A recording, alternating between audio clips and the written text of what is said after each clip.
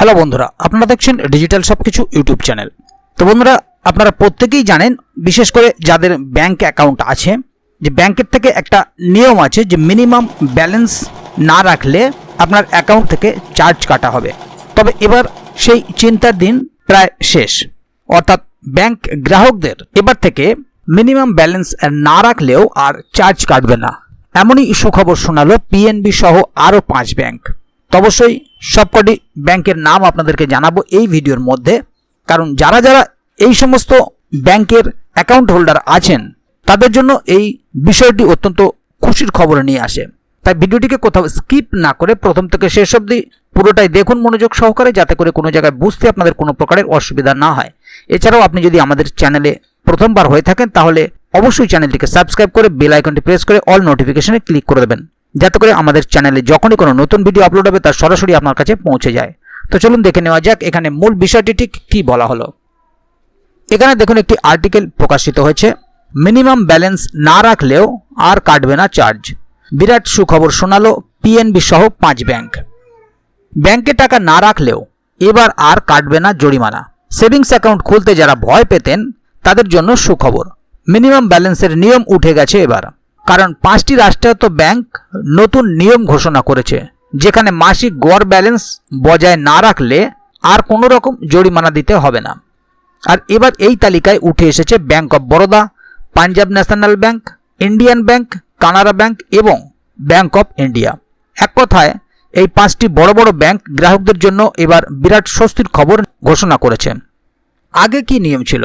আগে প্রত্যেক সেভিংস অ্যাকাউন্টে মাসিক গড় ব্যালেন্স বা মিনিমাম ব্যালেন্স বজায় রাখতে হতো, আর এক একটি ব্যাংকে এই পরিমাণ ভিন্ন ভিন্ন ছিল।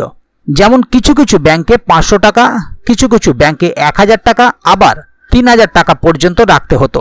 আর গড় ব্যালেন্স না রাখলে প্রতি মাসে 50 টাকা থেকে 600 টাকা পর্যন্ত জরিমানা কাটা যেত। এর ফলে অনেক গ্রাহক অজান্তে টাকা খোয়াতেন। এখন কি বদল আসলো? ব্যাংকগুলি এবার একাধিক সাধারণ সেভিং স্কিম থেকে মিনিমাম ব্যালেন্স রাখার বাধ্যবাধকতা তুলে নিল। যদি গ্রাহক ন্যূনতম ব্যালেন্স বজায় নাও রাখেন তাহলেও কোনো রকম জরিমানা কাটা হবে না বলে জানানো হয়েছে। আর এই নিয়ম ইতিমধ্যে চলতি বছর থেকে চালু হয়ে গিয়েছে বলে খবর। ব্যাংকের সূত্র মারফত জানানো হয়েছে, এতে করে ছাত্রছাত্রী বা প্রবীণ নাগরিক কিংবা নিম্নবিত্ত মানুষরা বা যারা স্বল্প পরিমাণ সঞ্চয় করতে চান তাদের প্রচুর উপকার হবে এবং অযথা তাদের ঝামেলা পোহাতে হবে না।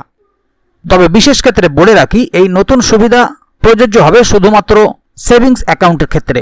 এমনকি যারা রেগুলার সেভিংস স্কিমের সঙ্গে যুক্ত তারাও এই নিয়মের আওতায় পড়বে। তবে এই নিয়ম প্রিমিয়াম সেভিংস অ্যাকাউন্ট বা হাই ভ্যালু অ্যাকাউন্টের ক্ষেত্রে প্রযোজ্য হবে না। সেই অ্যাকাউন্টগুলিতে মিনিমাম ব্যালেন্স না রাখলে চার্জ আগের মতোই থাকছে। তাহলে বন্ধুরা বুঝতেই পারছেন এখানে মূল বিষয়টি ঠিক কি বলা হলো।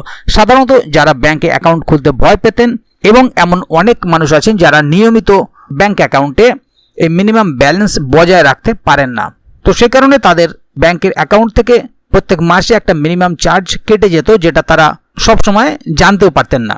তো এবার থেকে সেই সমস্ত গ্রাহকদের এই চার্জ কাটার ভয় উঠে গেল। এবার থেকে মিনিমাম ব্যালেন্স না রাখলেও আর আপনাকে দিতে হবে না কোনো ধরনের চার্জ। তো পাশাপাশি যদি এই বিষয় নিয়ে আগামী দিনে আরও নতুন কোনো আপডেট আসে তাহলে অবশ্যই আপনাদেরকে এই চ্যানেলের মাধ্যমে জানিয়ে দেওয়া হবে। সেই কারণে চ্যানেলটিকে সাবস্ক্রাইব করে অবশ্যই চ্যানেলের সঙ্গে থাকবেন, যাতে করে এই বিষয়ে আগামী দিনে আরও নতুন কোনো আপডেট আসলে তা সরাসরি আপনাদের কাছে পৌঁছে যায়। তো বন্ধুরা, আজকের গুরুত্বপূর্ণ ভিডিও আপডেটটি এখানেই শেষ করছি। ভিডিওটি সম্বন্ধে আপনাদের মতামত এবং আপনারা কে কোথা থেকে ভিডিওটি দেখছেন অবশ্যই কমেন্ট বক্সে লিখে জানাবেন। ভিডিওটি ভালো লাগলে অবশ্যই একটি লাইক দেবেন এবং বন্ধুদের জানার সুবিধার্থে ভিডিওটিকে শেয়ার করবেন, যাতে তারাও বিষয়টি সম্বন্ধে জানতে পারে। ভিডিওটি শেষ পর্যন্ত দেখার জন্য অসংখ্য ধন্যবাদ। আবার দেখা হবে আগামী ভিডিওতে। ততক্ষণ পর্যন্ত ভালো থাকুন, সুস্থ থাকুন। ধন্যবাদ।